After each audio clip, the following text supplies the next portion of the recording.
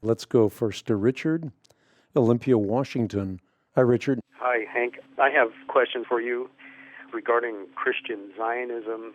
It appears that the people that have this perspective view Palestinians as almost subclass or subhumans. And my question is, with Luke 6:35, how does Christian Zionism reconcile loving your enemies? Yeah, pretty interesting, because in stark contrast to cultural Zionists who deem ethnic cleansing as a defensible cruelty, Christian Zionists actually defend ethnic cleansing as a divine command. So if you have the secularists, it is defensible as a cruelty.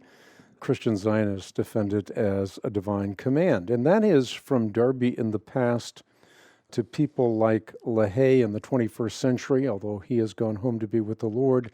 They have militantly forwarded the notion that God has covenanted to give Eretz Israel, and what that means is greater Israel, from the river of Egypt to the river of the Euphrates, exclusively to the Jews. So the idea is the Lord is going to purify his land from all the wicked. So, as you've correctly said, and I remember being in a green room waiting to speak at a conference, and there was a Christian Zionist who was going to speak before me. And he saw me and he thanked me for all my work and proceeded to talk about how gypsies are akin to Arabs.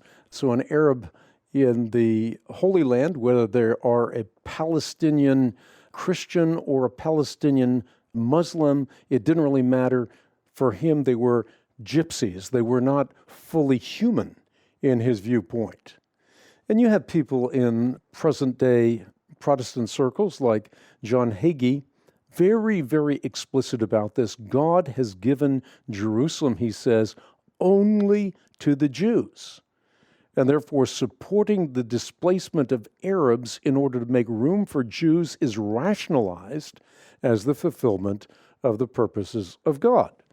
Now, how do we respond to that? We respond to that by saying the reality is that God does not divide between people. If you are in Christ, you are an heir of Abraham, you are a son or a daughter according to the promise.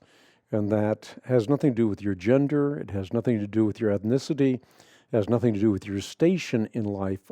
If you are in Christ, you're an heir according to the promise.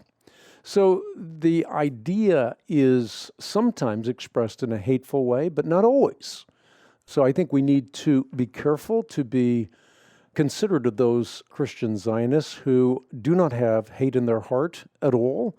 Maybe they have some cognitive dissonance. I don't know. Maybe they, again, subscribe this is God's command, which is to say God made a promise to Abraham. That promise has never been fulfilled in the past, and therefore it has to be fulfilled in the future. And if it is not fulfilled, then God is not God.